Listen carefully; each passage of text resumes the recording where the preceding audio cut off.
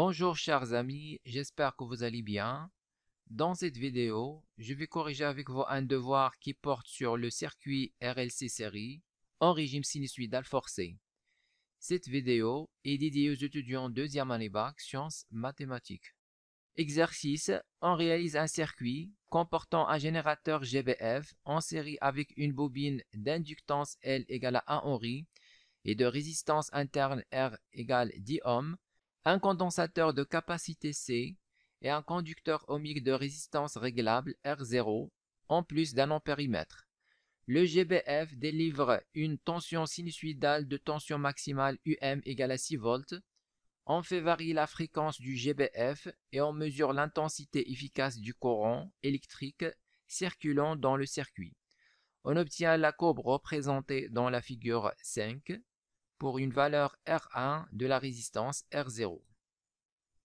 Première question, calculer la valeur de la capacité C du condensateur.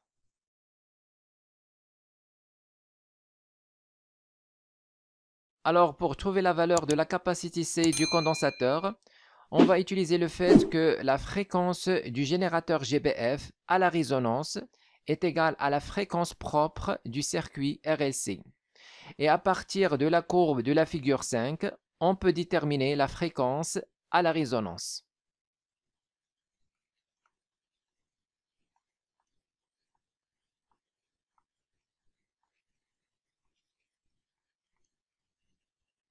Donc, on va écrire la fréquence N0 égale 1 sur T0 égale 1 sur 2pi racine LC.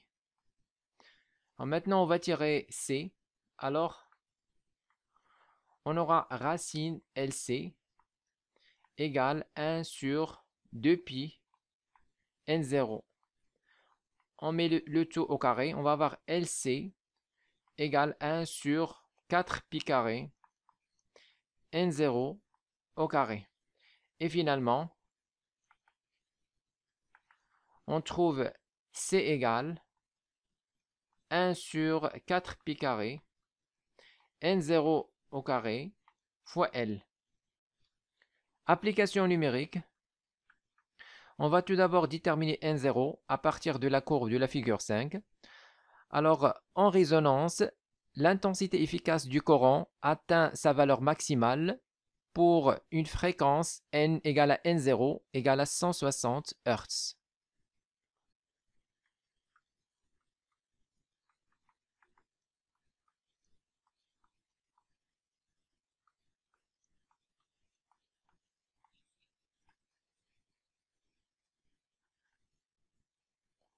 Alors maintenant, on trouve la valeur de C. Alors, C égale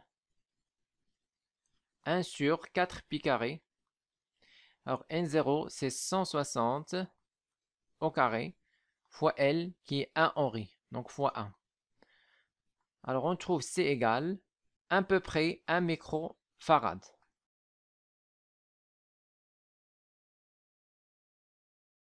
Deuxième question, trouver la valeur de R1. Alors, pour trouver la valeur de R1, on va utiliser la loi d'Ohm à la résonance. Alors, à la résonance, l'impédance du circuit est égale à la résistance équivalente du circuit.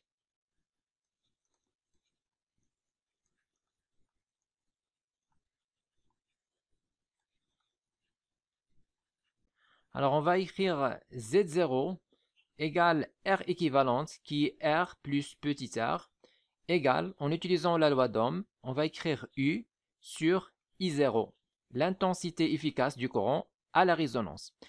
Donc, c'est aussi égal à, alors la tension efficace, c'est la tension max sur racine de 2.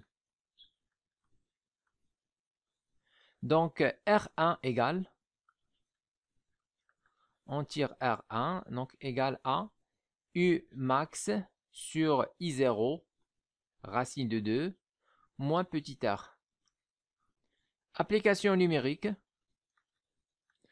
Alors, à partir de la courbe de la figure 5, en résonance, l'intensité maximale du courant est égale à, donc ici on a 50, une division correspond à 10 000 ampères, donc on va voir ici 50, 60, donc ici c'est 70.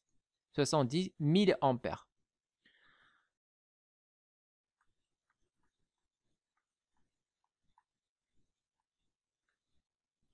Alors, R1 est égal à, donc Umax est déjà donné dans l'énoncé, c'est 6 volts. Et sur I0, 70 fois 10 moins 3 fois racine de 2, moins petit r qui est 10 ohms. Alors, on trouve R1 égale à peu près 50 ohms.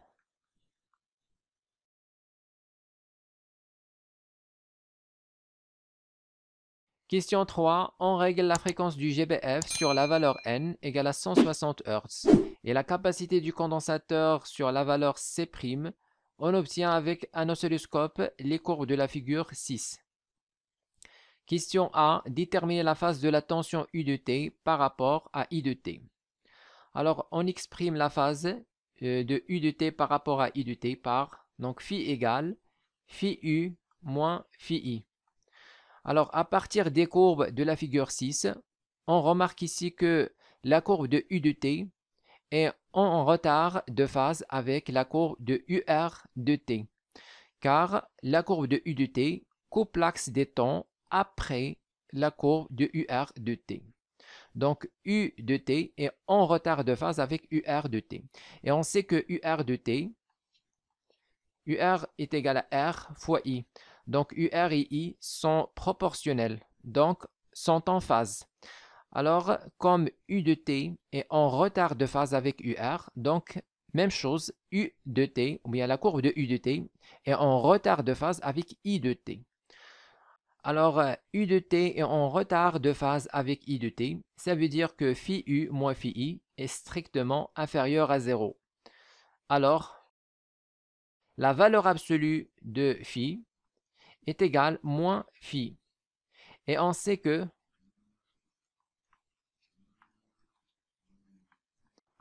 la valeur absolue de phi est égale à 2pi sur t fois le retard temporel tau. Donc, alors la valeur absolue de phi, c'est moins phi. Donc, on va voir phi égale moins 2pi sur t fois tau. Alors, maintenant, on va déterminer tau et t à partir des courbes de la figure 6. Alors, application numérique. Donc, ici, on va déterminer tau. Alors, tau, c'est le décalage temporaire entre les deux courbes. Donc, ici, c'est pour une division. Donc, tau, c'est pour une division. Et la période t est égale à. Donc, à partir des courbes de la figure 6, on va choisir l'une des deux courbes puisqu'ils ont la même période. Alors, par exemple, on va choisir la courbe de U de t. Alors, la période t correspond à la durée entre deux crêtes consécutives, par exemple. Donc, ici, on choisit ce point. On a 3 divisions, 6, 8 divisions. Donc, t correspond à 8 divisions. Alors, phi égale moins 2pi. Alors, tau, c'est une division sur t qui est 8 divisions.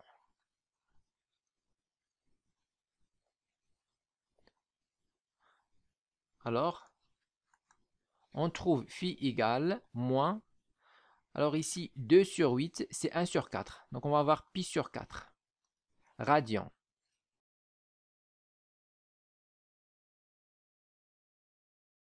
Question B, sachant que les deux entrées de l'oscilloscope ont la même sensibilité verticale, trouvez la valeur efficace de l'intensité du courant. Alors on a I égale UR efficace sur R, égale aussi à UR max sur R racine de 2. Donc toujours la tension efficace est égale à la tension max sur racine de 2. Même chose pour les courants. L'intensité du courant efficace est égale à l'intensité du courant max sur racine de 2. Les instruments de mesure donnent toujours des valeurs efficaces comme l'ampérimètre et le voltmètre, alors que sur l'écran d'un oscilloscope, on lit la valeur max. Application numérique. On va tout d'abord déterminer la sensibilité verticale. Alors, dans la question, on dit que les deux entrées de l'oscilloscope ont la même sensibilité verticale. Donc, on va utiliser le fait que UM égale à 6 volts. Et UM correspond à 4 divisions. Donc, en fait, on peut déterminer la sensibilité verticale. Alors, on a UM égale 6 volts. Donc, la sensibilité verticale. Donc, ici, on a 6 volts correspond à 4 divisions. Donc, 6 volts sur 4 divisions. Donc, c'est ça la sensibilité. Alors, maintenant, on calcule I. Alors, I est égal UR max d'après la courbe de la figure 6. Donc, la courbe de UR de T. Alors, ici, on a 3 divisions. 1, 2, 3. Donc, UR max, c'est 3 divisions. Et on multiplie par la sensibilité verticale qui est 6 volts sur 4 divisions. Donc, on divise le tout par R racine de 2. Alors, R, normalement, c'est R1. On a déjà déterminé dans une question précédente. On a trouvé 50 ohms. Donc, on va mettre ici 50 fois racine de 2. Alors, on trouve I égale à peu près à 63,6 10 puissance moins 3 ampères, donc milliampères.